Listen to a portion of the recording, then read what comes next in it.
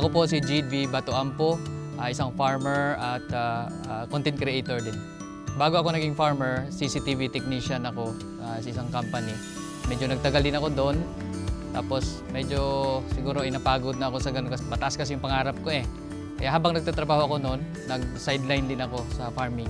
Nasa Manila ako noon eh, kapatid ko nandito sa probinsya. Sinesend nila sa akin yung video. Tapos ini-edit ko yun, bini-voice over ko. So yun yung laging ginagawa ko pag uwi sa bahay, edit, gumana yung farming, medyo dumami alaga namin. Tapos yung vlogging din, medyo nagkaroon ako ng followers. So yun, tinutuloy-tuloy ko lang habang nagtrabaho ako noon. Dati, nung bata pa ako, tamad talaga ako pagdating sa farming.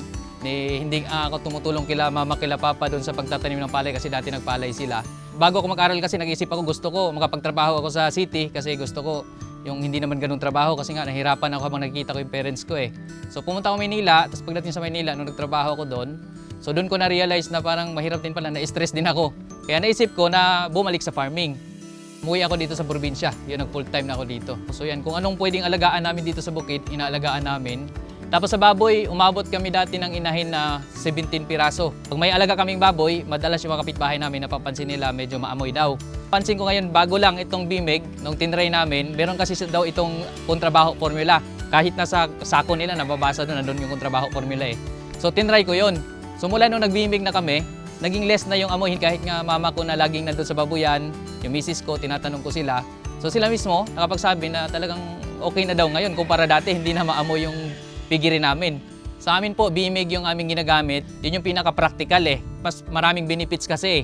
Pansin mo yung presyo nga minsan mas mababa pa yung presyo ni bimeg, pero yung benepisyo niya mas marami. Pag bumibili yung mga taga-palengke ng baboy, mas gusto nilang kuhanin yung baboy mo kasi sa unang bili pa lang nila, nakikita nila yung quality ng baboy na binibili nila sa atin kasi nga may nipis taba technology siya. Kaya pabalik-balik yung mga bumibili sa atin ng baboy. Napansin namin, mas marami yung naging biik ng inahin naming baboy.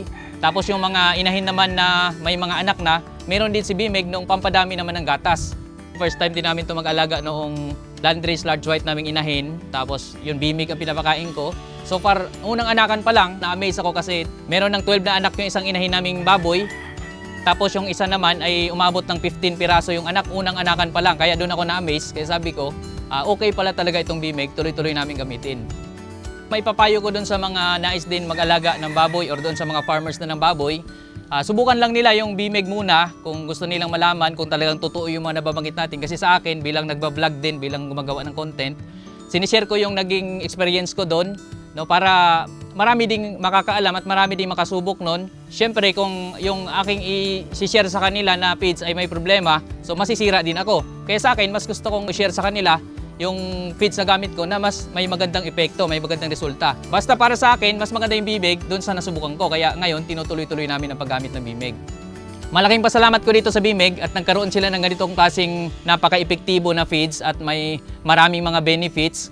Kaya maraming mga farmers din na matutulungan nito. No, kaya sa amin, ito, bimeg ang tuloy-tuloy namin ginagamit. Thank you so much, bimeg. Sa bimeg, kita ang laki.